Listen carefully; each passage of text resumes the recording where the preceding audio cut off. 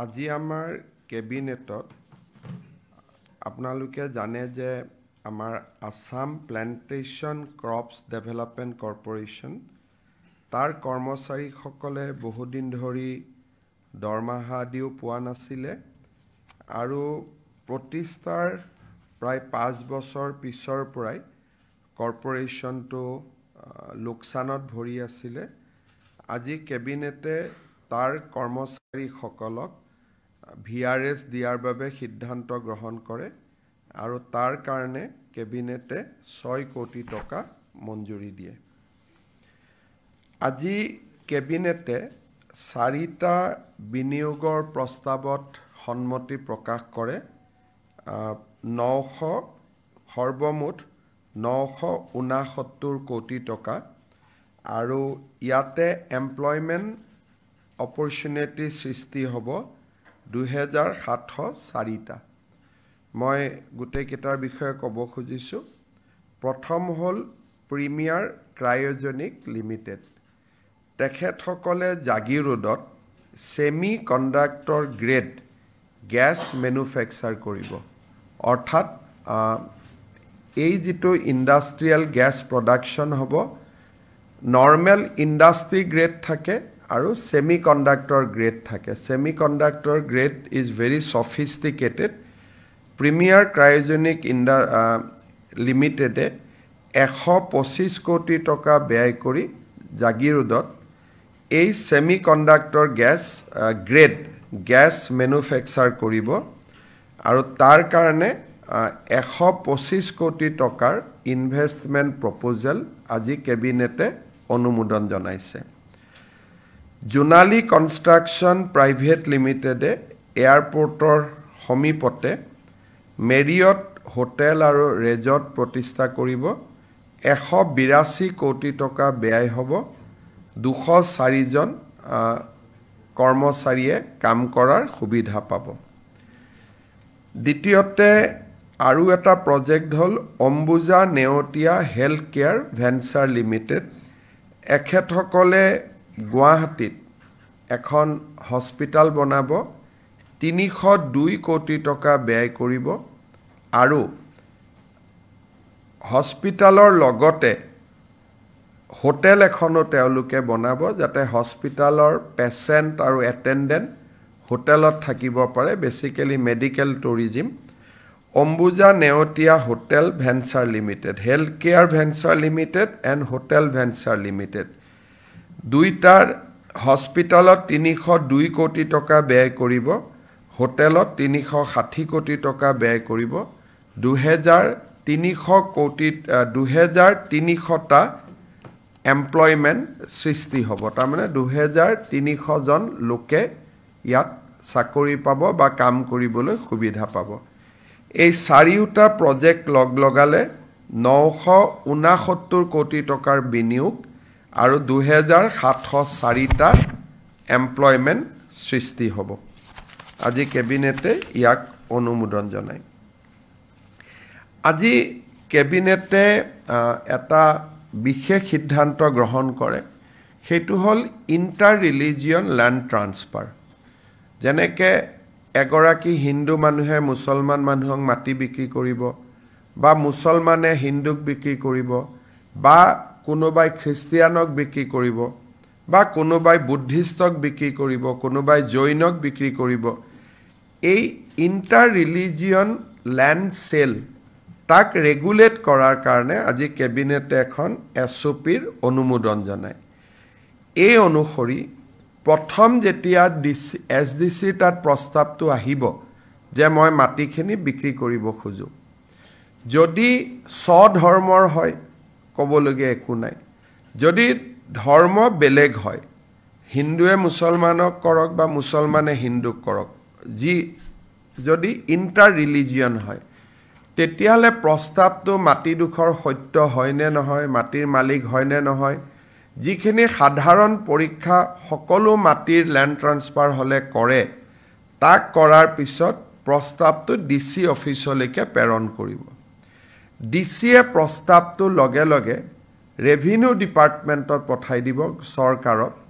Revenue ডিপাৰ্টমেণ্টত এজন nodal officer থাকিব ৰেভিনিউ ডিপাৰ্টমেণ্টে প্ৰস্তাৱটো পোৱাৰ পিছত ৰেভিনিউ ডিপাৰ্টমেণ্টে স্পেচিয়েল ব্ৰাঞ্চক অসম পুলিচৰ স্পেচিয়েল ব্ৰাঞ্চলৈকে প্ৰস্তাৱটো প্ৰেৰণ কৰিব স্পেচিয়েল ব্ৰাঞ্চে 4টা বিষয় চাব যে ই ফ্ৰডুলেণ্ট নেকি বা কোহেচিভ নেকি ইলিগেল ট্ৰান্সফাৰ নেকি বা কোনোবাই যদি মাটিটো কিনিব খুজিছে তাৰ টকাৰ সোৰ্সটো কি মানে বিত্তটো ক'ৰ পৰা আহিছে whether it is a white money or black money সেইটো চাব তাৰ পিছত চাব যে এই মাটিটো বিক্ৰী কৰিলে তাৰ সামাজিক গাঁথনিটোৰ ওপৰত কেনেকুৱা প্ৰভাৱ পৰিব তাক পৰীক্ষা কৰিব চতুৰ্থতে ৰাষ্ট্ৰীয় নিৰাপত্তাৰ দিশটো পৰীক্ষা কৰিব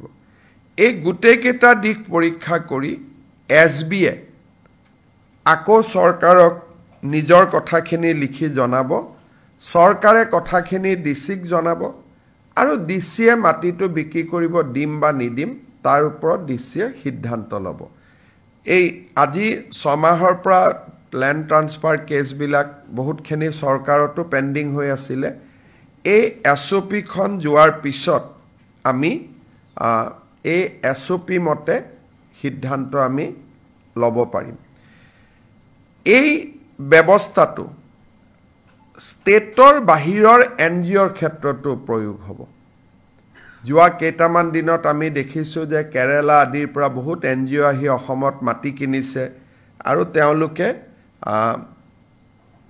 কিছুমান অনুষ্ঠান পাতিছে হয়তো ভৱিষ্যতৰ দিনত সেই অনুষ্ঠানবোৰ ৰাষ্ট্ৰীয় নিৰাপত্তাৰ কাৰণে ভাবুকি হ'ব পাৰে সেইকাৰণে অসমৰ এনজিঅ'ই মাটি কিনিলে কোনো প্ৰচিডুৰত আহিব নালাগে কিন্তু অসমৰ বাহিৰৰ যদি কোনোবা এনজিঅ'ই অসমত এডুকেশ্যনেল ইনষ্টিটিউট কৰাৰ কাৰণে মেডিকেল কলেজ কৰাৰ কাৰণে নাৰ্ছিং কলেজ কৰাৰ কাৰণে যদি বাহিৰৰ ৰেজিষ্টাৰ্ড এনজিঅ'ই যদি অসমত মাটি কিনিব খোজে এই সেম প্ৰচিডিউৰৰ মাজেদি তেখেতসকলো যাব লাগিব কেবিনেটে আজি এইকেইটা সিদ্ধান্ত গ্ৰহণ কৰে অহাকালি আমাৰ ভূপেন হাজৰিকাৰ জন্ম শতবাৰ্ষিকীৰ ওপৰত আমি আমাৰ যিখন কমিটি সেই কমিটিখনৰ আমি এখন মিটিং পাতিছোঁ প্ৰধানমন্ত্ৰী ডাঙৰীয়া অৰিজিনেলি 8 ছেপ্টেম্বৰত অসমত অহা কথা আছিলে কিন্তু ভাৰতৰ উপৰাষ্ট্ৰপতিৰ নিৰ্বাচন 9 তাৰিখে অনুষ্ঠিত হ'ব প্ৰধানমন্ত্ৰী ডাঙৰীয়াই সেয়েহে 8 তাৰিখৰ পৰিৱৰ্তে অসমত 13 আৰু 14 দুদিনীয়া ভ্ৰমণসূচীলৈ তেখেত আহিব গতিকে প্ৰধানমন্ত্ৰীৰ লগত যিখিনি জড়িত কাৰ্যসূচী সেইখিনি আমি ভূপেন হাজৰিকা শতবাৰ্ষিকীৰ লগত তাক আমি 13 তাৰিখে কৰিম কিন্তু শতবাৰ্ষিকীৰ অনুষ্ঠানটো আমি 8 তাৰিখে আমি পালন কৰিম 8 তাৰিখৰ অনুষ্ঠানটো আমি কেনেকৈ পালন কৰিম তাৰ ওপৰত আলোচনা কৰাৰ কাৰণে কালি আমাৰ জন্ম শতবাৰ্ষিকী কমিটিৰ এখন আমি মিটিং দিছোঁ তাতে আপোনালোকক মিটিঙৰ পিছত আমি কি ধৰণে 8 তাৰিখ দিনটো পালন কৰিম তাক আমি আপোনালোকক জনাব পাৰিম প্ৰধানমন্ত্ৰী ডাঙৰীয়া 13 তাৰিখে আহিব আৰু 13 তাৰিখে তেখেতে 5:30 বজাত ডক্টৰ ভূপেন হাজৰিকা জন্ম শতবাৰ্ষিকী অনুষ্ঠানত ভাগ ল'ব 14 তাৰিখে ৰাতিপুৱা তেওঁ মঙলদৈত যাব আৰু বিয়লি নুমলীগড় যাব আগতে এদিনত অহা কথা আছিল এতিয়া তেওঁ এটা নিশা গুৱাহাটীত কটাব আপোনালোকে ইতিমধ্যে জানে যে 29 তাৰিখে ভাৰতৰ গৃহমন্ত্ৰী ডাঙৰীয়াৰো অসমত 3খন সভা আছে তেখেত 28 তাৰিখে অৰ্থাৎ অহাকালিয়ে তেখেত গুৱাহাটীত আহি পাব গুৱাহাটীত আহি পাই তেখেতে আমাৰ ভাৰতীয় জনতা পাৰ্টিৰ কাৰ্যালয়লৈ আহিব তাতে বিজেপিৰ কোৰ কমিটিৰ বৈঠকত তেখেতে ভাগ ল'ব আৰু নিশাৰ আহাৰ তেখেতে দলৰ কাৰ্যালয়তে গ্ৰহণ কৰিব 29 তাৰিখে ৰাতিপুৱা তেখেতে 10:30 বজাত ৰাজভৱন তাৰ পিছত আমাৰ এনডিএৰ পঞ্চায়ত সন্মিলন আৰু বিয়লি 4 বজাত তেখেতে গোলাপ বৰবৰা জন্ম শতবাৰ্ষিকীত যোগদান কৰিব তাত যোৱাৰ আগতে তেখেতে 15 মিনিট সময় আমি যেটো জ্যোতি বিষ্ণু সাংস্কৃতিক প্ৰকল্প নিৰ্মাণ কৰি আছো 5000 লোক একেলগে বহিব পৰা সেই প্ৰকল্পটো তেখেতে এবাৰ পৰ্যবেক্ষণ কৰিব অহাকালি মই আমাৰ সাংবাদিক বন্ধুসকলক অনুৰোধ কৰিম 3:30 বজাত আপোনালোক নৱ নিৰ্মিত ৰাজভৱন চাবলৈ আহিব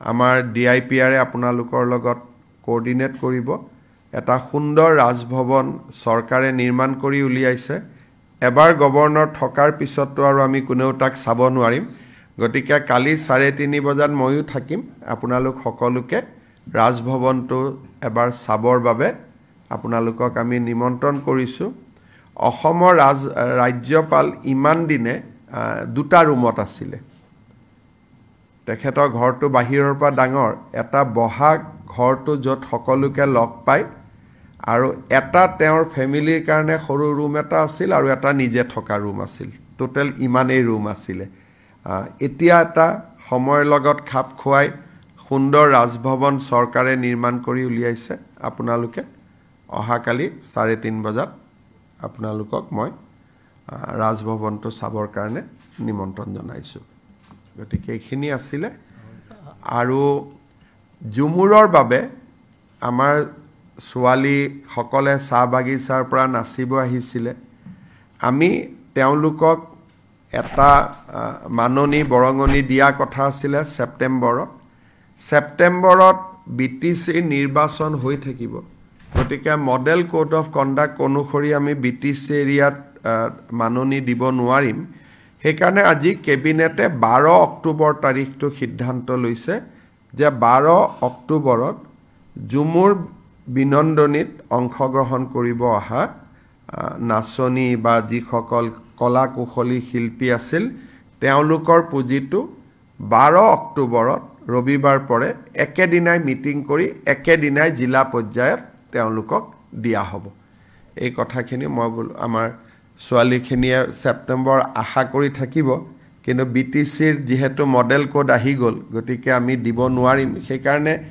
বিটিসিক পিছত দিয়া বাকি কাগজ দিয়া এইখিনি কৰাতকৈ আমি 12 অক্টোবৰতে সকলোকে একেলগে পুঁজিটো যোগান ধৰিম দেৱালীৰ আগতে সকলোৱে পুঁজিটো পাব আৰু এটা বিষয় মই আপোনালোকক 2-3 দিন পিছত হয়তো ক'ব পাৰিম আমি ব্ৰিটিছ মিউজিয়ামৰ লগত খুব ভাল কৰি কথা পাতি আছো যে অসমত কেতিয়াবা লৈ বৃন্দাবনী বস্ত্ৰখন অনাৰ বাবে কিছু মই পজিটিভ নিউজ আশা কৰিছো অহা সপ্তাহৰ ভিতৰত কোনোবা এটা দিন আপোনালোকক মাতি আনি আমি সবিশেষ জনাব পাৰিম যদি কিবা আপোনালোকৰ প্ৰশ্ন আছে কৰিব পাৰে Mr. Chief Minister, if you can brief us in English about the land transfer SOP. Today, State Cabinet has approved a SOP for inter-religion land transfer. In a sensitive state like Assam, the transfer of land between two religious groups need to be handled very, very carefully. So, all such land transfer proposal will now come to the government. Government will scrutinize each and every proposal through our special branch. Basically, we look it at whether source, what is the source of the fund, whether it has been reflected in the tax return or not, whether that kind of sale will affect the social fabrics of that particular locality, whether if any local people has objection, whether that has been addressed properly or not, and finally, if there is any national security angle involved in certain cases. So all these will be examined, and thereafter we will inform Deputy Commissioner whether he should allow the transfer of land or not. Accordingly, DC will take the final decision. NGOs from outside the We are also observe the same procedure where NGO from outside Assam sought to seek to procure land in Assam and basically to establish educational and health institute, etc. All such proposal will be examined from the national security angle. Only thereafter land sale permission will be allowed. However, for local NGO, which are known for their contribution, no such procedure need to be followed.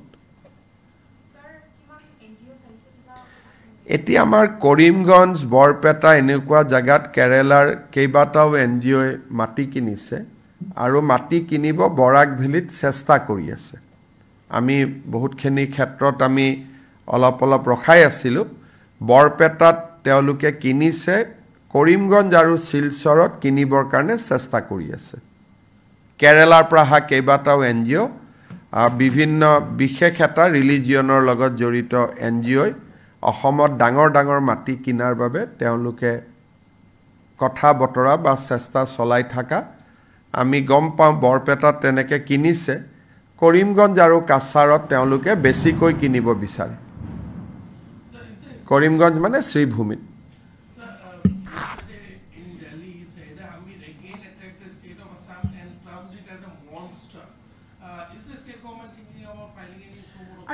I think we should not file any FIR because I think if I file FIR, she will collect contribution from different parts of the country to file the cases and all these things. She will be only enriched. So if she comes back to Assam, we will do whatever is required to be done. So as of now, I am not thinking of any FIR. If some people give FIR, it's a different thing. But if she wants to come back Assam again, she will be handled with due respect, but with as per law and respect of our kind. Sir, today, while addressing the issue of demographic change in the state, All Assam Student Union has also highlighted that the state is being used as a transit route by Islamist fundamentalists. I mean, every day if you follow my tweets, I am doing that only every day. Yesterday also we pushed back 26 Bangladeshi. So, right from Assam agitation, you will never heard even one Bangladeshi has been pushed back.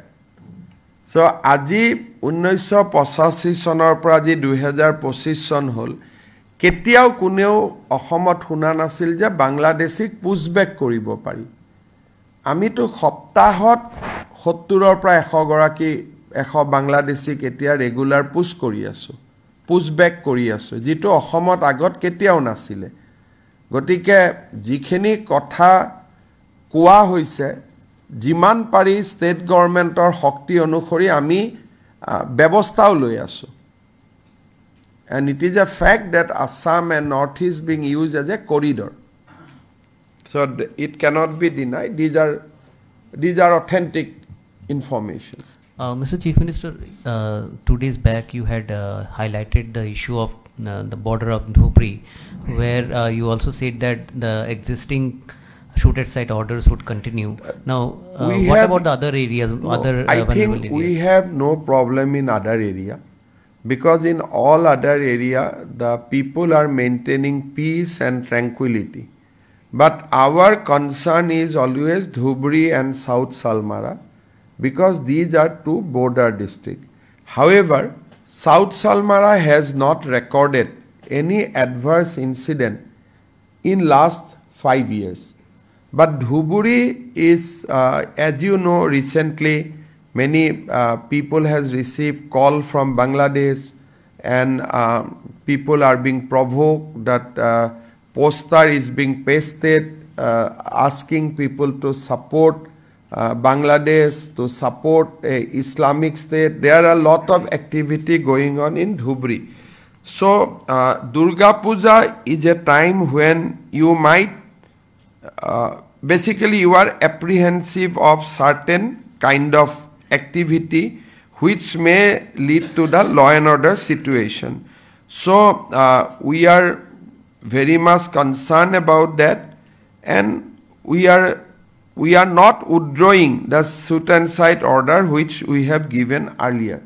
So basically the order is continuing. And as a phone ahisil, I think our police has able to establish a gute ghotona to Bangladeshor pra keneke phone ahisil, kun jorito asile, more or less police is in the final leg of his investigation. We have already arrested one Ali Hussain Bepari, who is suspected to be involved with JMB, a organization called JMB. It is being police is of the view that this guy has given all the phone numbers to the Bangladesh, and he is the major conduit in getting those phone calls to people of Dhubri. So this person has been arrested, inquiry is going on, and we will be able to crack the case soon. Your naam ase tar Ali Hussain Bepari. He is the person who acted as a conduit. Bangladeshot phone number bilak iye pothai disile. So he is an Indian.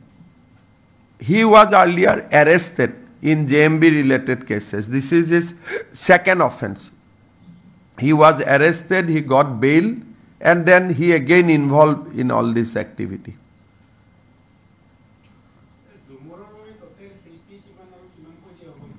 Jumurot 8,700 শিল্পী আছে 25,000 টকা কৰি আমি যেটো announce কৰিছিলো আৰু expert কমিটিও আছে exact নম্বৰটো বিমল বৰাই ক'ব পাৰিব মোৰ এক্সাক্ট নম্বৰটো মইতো অলপ ক'ব অসুবিধা হ'ব বাট 8,700 and plus 9,000 মান ছোৱালী হ'ব লৰাও হ'ব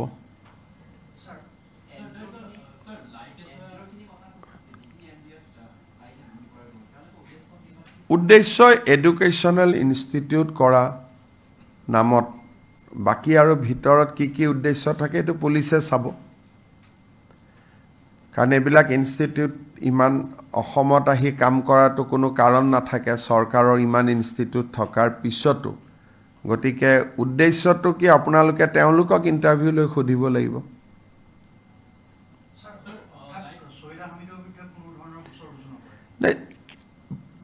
পাব্লিকে ৰুজু কৰিব অসম চৰকাৰে ৰুজু কৰা কথাটো অসম চৰকাৰে ভবা নাই কিন্তু আমাৰ বিজেপিৰ কৰ্মী আছে আসু আছে বিভিন্ন দল সংগঠন আছে তেওঁলোকে ৰেজিষ্টাৰ কেছ কৰিলে আমি ৰেজিষ্টাৰ কৰিম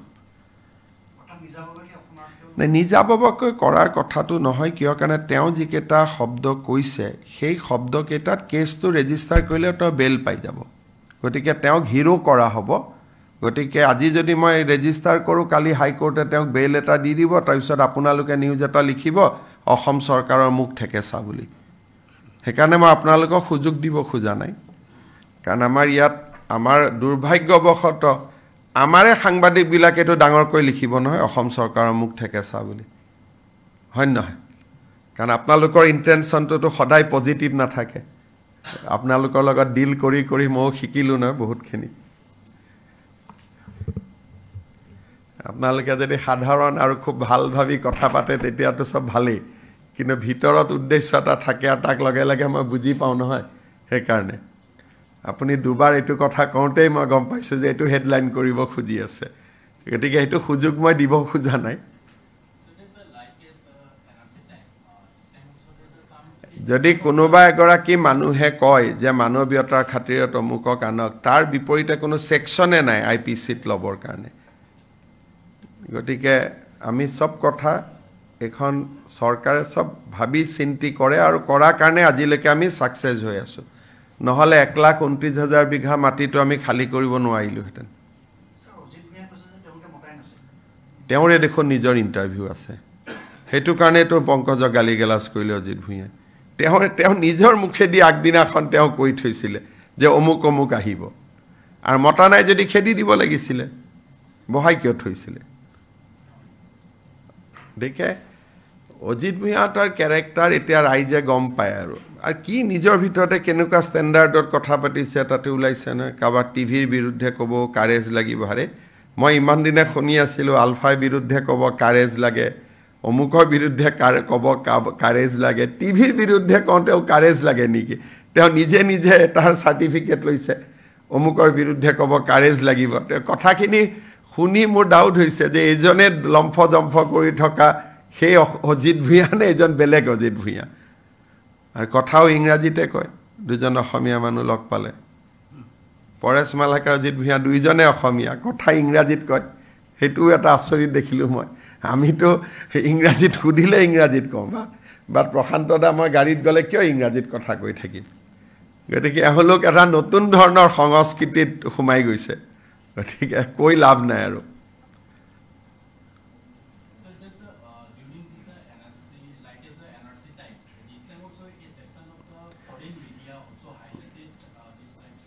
চাওক, প্ৰধানমন্ত্ৰী মোদী ডাঙৰীয়াৰ নেতৃত্বত ভাৰত এতিয়া এখন বেলেগ ৰাষ্ট্ৰ। আগতে BBC CNN-ত কিবা নিউজ ওলালে মানুহ পগলা হৈ যায়, সেই দিন ভাৰতত এতিয়া নাই। So whether it is a foreign media, local media, we give equal respect. So now we are out of colonial era.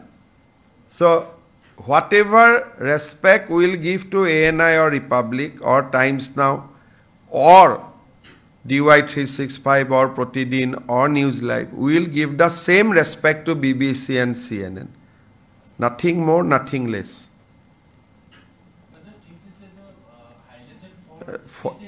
You are fascinated for them. I am not fascinated because I don't see BBC. আমি ইমান বুজিয়ে নাপাওঁ। ভোটটোতো BBC জাৰ্নেলিষ্টে থৰে মোক vote দিব, গতিকে তেওঁলোকে কি লিখে তাৰ প্ৰতি মোৰ কি মানে নাচালে হৈ গ'ল। চিম্পলি ইউ ডোণ্ট চি, ঝামেলা খতম, সদায়তো বজাই নাথাকে। How much give time they will give to Assam? 5 minutes, 10 minutes. You don't see, it is over.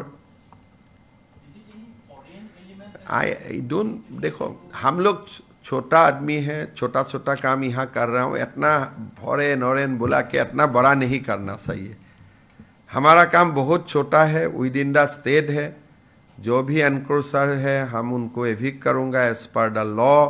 जिसको ह्यूमैनिटेरियन कंसिडरेशन करना है उनको ह्यूमैनिटेरियन कंसिडरेशन करूँगा। जो काम जैसे करना है हम लोग करते रहूँगा। वो फॉरेन क्या कॉन्स्पिरेसी है नहीं है ये देखने से मेरा समय तो उसी में लग जाएगा। इलेक्शन के लिए 6 महीना है, अगर वही सब में पड़ जाऊं तो बाकी काम कौन करेगा? मैं देखता भी नहीं हूं, तो इसलिए मेरा टेंशन नहीं है। अगर कोई फॉरेन कॉन्स्पिरेसी है वो तो सेंट्रल गवर्नमेंट को देखना है, मुझे तो क्यों पढ़ना है ये सब में। हमारा तो लोकल कॉन्स्पिरेसी से ही हमारा ऑलरेडी पेट फुला हुआ है। Mr. Chief Minister, the visit of Union Home Minister is very significant. Apart from the events that he is attending, his visit also comes ahead of the BTC elections, and we have state elections in next 6 months. I think Union Home Minister will not discuss BTC election because that is a kind of a local election. However, he will discuss about the preparation of our party for the forthcoming assembly election. Assam election is very, very important, and Union Home Minister always takes keen interest in Assam election. So on 28, when BJP core committee will sit, I think we will get a lot of margdarshan from Union Home Minister. So for us, politically also visit is important. However, each and every program will have equal importance. কালি ৰাতিপুৱা ৰিপৰ্টখন দিব Sweety sanction যি আমি committee বনাই দিছিলোঁ তেওঁলোকে অহাকালি report দিব chief ছেক্ৰেটাৰীক তাৰ পিছত ৰিপৰ্টখন চাই আমি উইদিন 24 আৱাৰ 48 আৱাৰ্ছ যিখিনি লগে লগে কৰিব দিয়ে লগে লগে কৰি মধ্যকালীন দীৰ্ঘকালীন কিন্তু কালি তেওঁ ইনকুৱাৰী ৰিপৰ্টটো কালি তেখেতে দিব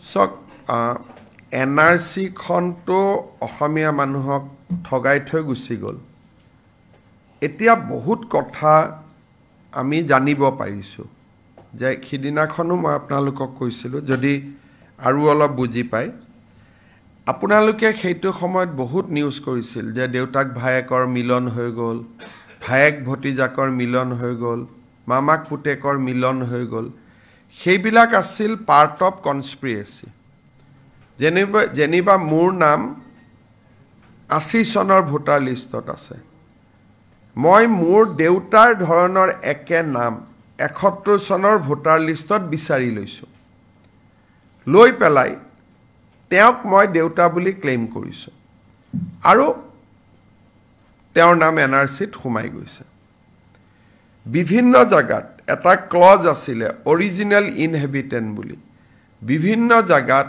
আমাৰে দুই এজন অফিচাৰে সন্দেহযুক্ত লোককো অৰিজিনেল ইনহেবিটেন্টস বুলিও সোমোৱাই দিছে এনেকৈ এতিয়া যদি আমি এনআৰচিখন চাব যাওঁ তাত বহুত বিলাক খেলিমেলি আমি দেখা পাইছোঁ আৰু এই খেলিমেলিখিনি উপযুক্ত সময়ত উপযুক্ত ধৰণে আদালতে বিচাৰ বিবেচনা কৰিব বুলি আমি বিশ্বাস কৰোঁ আৰু নহলে ভাৰত চৰকাৰৰ পৰা এই এনআৰচিখন প্ৰকাশ কৰি আমি এনআৰচি আপডেট আমি নেক্সট পাৰমিশন ল'ব লাগিব গতিকে কেইবাটাও লিগেল এংগলত আমি পৰীক্ষা কৰি আছোঁ যে কেনেকৈ এনআৰচিখন আমি নতুনকৈ আৰু এটা সেকেন্ড লুক এটা আমি দিব পাৰোঁ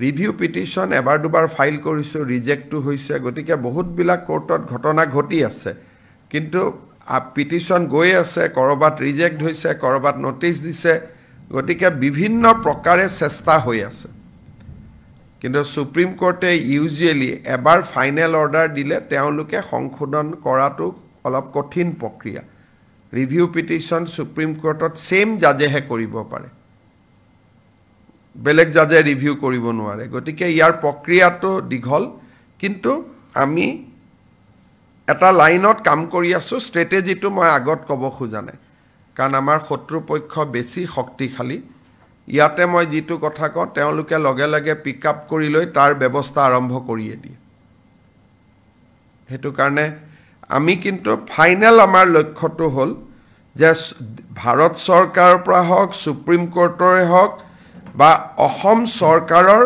ক্ষমতাৰ প্ৰয়োগ কৰি হলেও আমি এইখন এনআৰচি মানি লোৱাৰ পৰিৱৰ্তে ইয়াক ৰিভিজনলৈকে আনিব লাগিব এটা কিমান সফল হ ক'ব নোৱাৰো কাৰণ মুখ্য ন্যায়াধীশে ইতিমধ্যে নিৰ্দেশ দি থৈ গৈছে যে এখন ফাইনেল বুলি হ'ব